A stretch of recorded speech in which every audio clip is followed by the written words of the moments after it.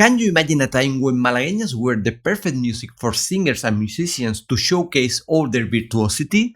That happened with Malagueñas in the 19th century. In episode 49 of the podcast Forgotten Sounds of Flamenco, I will tell you how Malagueñas became true vocal and instrumental challenges, and you will hear some musical samples that might change your perception of Malagueñas.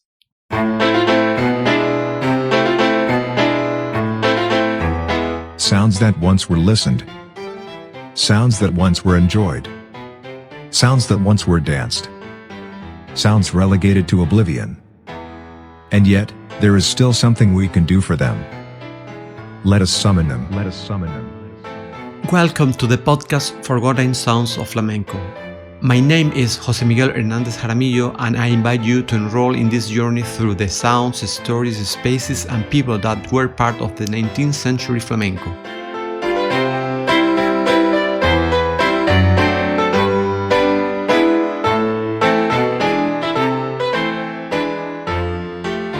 Hola, ¿qué tal? Te doy la bienvenida a este episodio 49 del podcast.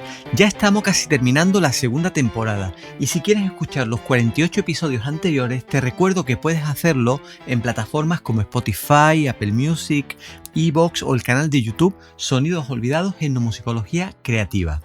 En este episodio vamos a sumergirnos en un tema que no encontrarás en ninguna historia del flamenco, como es habitual en casi todos los episodios de este podcast.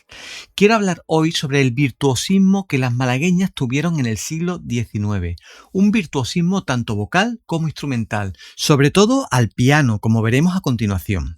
Para ello, como siempre que hablo de malagueña, voy a basarme en las investigaciones de la doctora Lénica Reyes, que bajo mi criterio es el mejor trabajo sobre malagueñas del siglo XIX que tenemos. Por algo obtuvo la medalla Alfonso Caso como mejor tesis de su generación en la Universidad Nacional Autónoma de México, la UNAM. Un trabajo minucioso donde analizó con microscopio una gran cantidad de fuentes musicales de malagueñas de ese periodo y del que resultaron conclusiones sorprendentes. Y quizá una de las que más me llamó la atención era ese carácter virtuosístico que tenían algunas composiciones de malagueñas. Lénica combinó el análisis musical con análisis documental y ambos análisis vinieron a concluir al mismo punto. La malagueña era una expresión musical, un cante en el que las personas que lo interpretaban se solían lucir mostrando sus habilidades tanto vocales como instrumentales, si las tocaban al piano, a la guitarra o a otro instrumento. Por ejemplo, el cornetín también era muy típico, hacer malagueñas al cornetín. Bueno, en primer lugar me gustaría destacar que Lénica analizó la forma de acompañar instrumentalmente a las malagueñas y encontró en ciertas secciones, normalmente al final de cada verso y sobre todo al final del último verso, la voz puede realizar una serie de adornos vocales muy exagerados en ocasiones, ¿no? En ocasiones este acompañamiento musical no para, digamos, sino que sigue un ritmo constante, pero en otras ocasiones sí. Por ejemplo, al inicio del verso se toca un acorde y el instrumento acompañante, que puede ser el piano o la guitarra, espera que la persona que canta termine de hacer toda clase de florituras y adornos vocales que desee o que pueda, ¿no? Que tenga capacidad de hacer, ¿no? Por ejemplo, en una malagueña titulada La malagueñita en ronda de José Pinilla se incluyeron estas indicaciones a ese respecto. Estas coplas se cantan generalmente sin atenerse al preciso valor de la figura, sosteniendo mucho algunas notas y con entera libertad respecto a aumentar notas de adorno según el buen sentido del ejecutante. Hay otra anotación que dice lo siguiente: en estas terminaciones suelen los cantores del pueblo también añadir una fermatita a su capricho, de lo cual resulta que en cada repetición del cantar es una fermata diferente. Esto le da variedad, hace aplaudir y meter bulla a los concurrentes y desear se repita otra coplita. Pues fíjate cómo enfatiza que se pueden aumentar los adornos según el buen gusto de la persona que cante, o que las fermatas o los cierres de los versos se pueden hacer de muy diversas maneras. Pues antes de continuar vamos a escuchar algunos de los pasajes de más complejidad técnica precisamente de esta malagueña, que fue compuesta en 1888.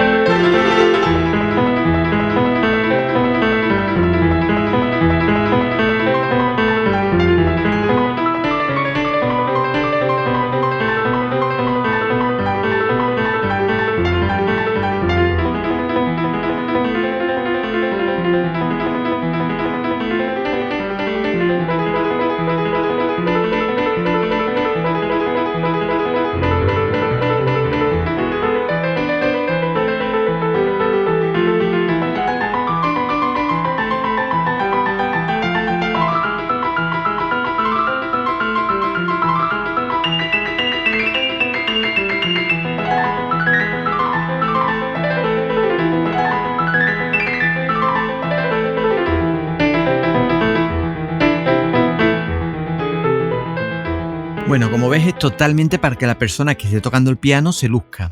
Más adelante, también en esta obra, aparece esta eléctrica sesión.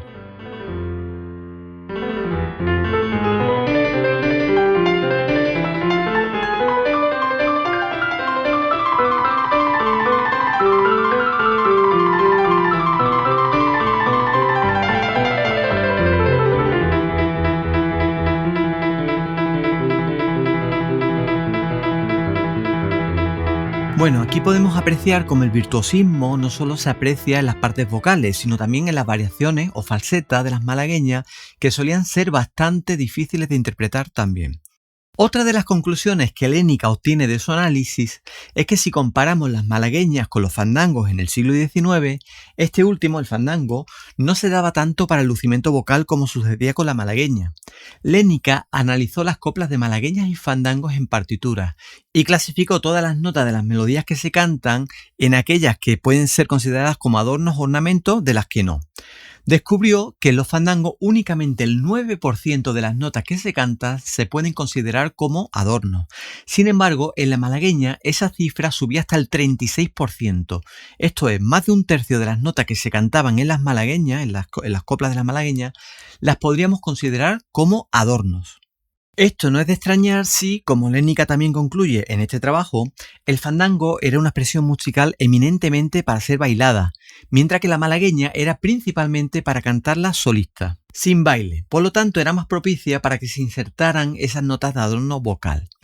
Voy a leer una crónica de una actuación del tenor cordobés Rafael Bezares de 1895, en las que como un bis cantó unas malagueñas. Fíjate cómo el cronista destaca la cantidad de adornos que se incluyeron en esta malagueña. Antes quiero decir que nos dio de propina 2 coplas de malagueña, pedidas por el público, sintiendo no poder dar una idea siquiera aproximada del efecto que causaron. No será extraño que se lo produzca también de admiración y de encanto a sus profesores en Italia, si tienen la suerte de oírle cantarla.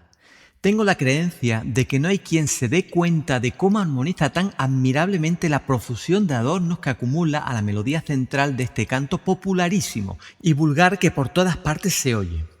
Bueno, aquí veis el sesgo clasista que tiene la persona que está escribiendo esta crónica, ¿no? Dice que es un canto vulgar cuando se oye por todas partes, pero sin embargo cuando la canta el gran tenor de aquella época, Bezares, el cordobés Bezares, pues una maravilla, ¿no? Pues vamos a escuchar una copla de malagueñas, en este caso concebida no para ser cantada, sino para ser interpretada al piano, en el que se percibe la intención del autor, el húngaro Óscar de la China, en resaltar toda la ornamentación, a veces exagerada, que se producía al cantar la malagueña, especialmente, como digo, al concluir el canto. En este ejemplo vais a escuchar que el sexto y último verso de la malagueña tiene 52 notas, sin contar el trino inicial. Pues vamos a escuchar esta copla de malagueña.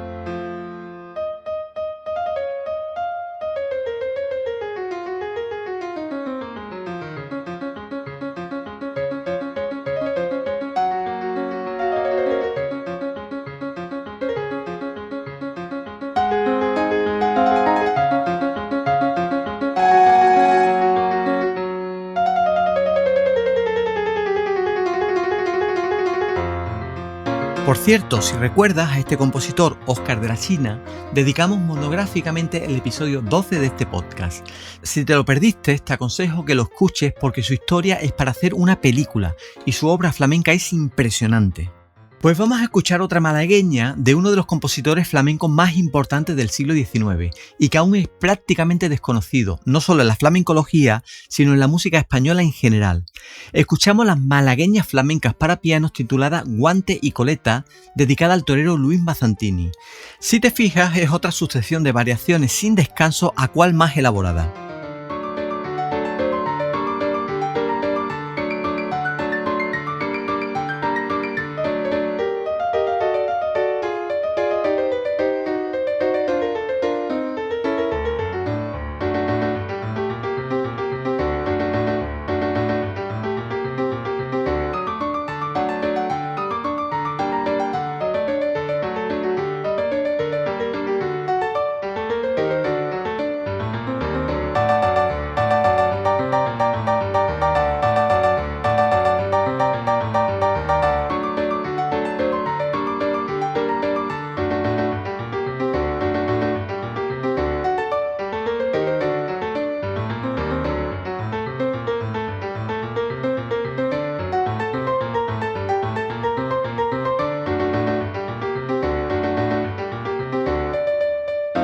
Algún día dedicaré un episodio completo a Isidoro Hernández y su prolífica obra flamenca para piano.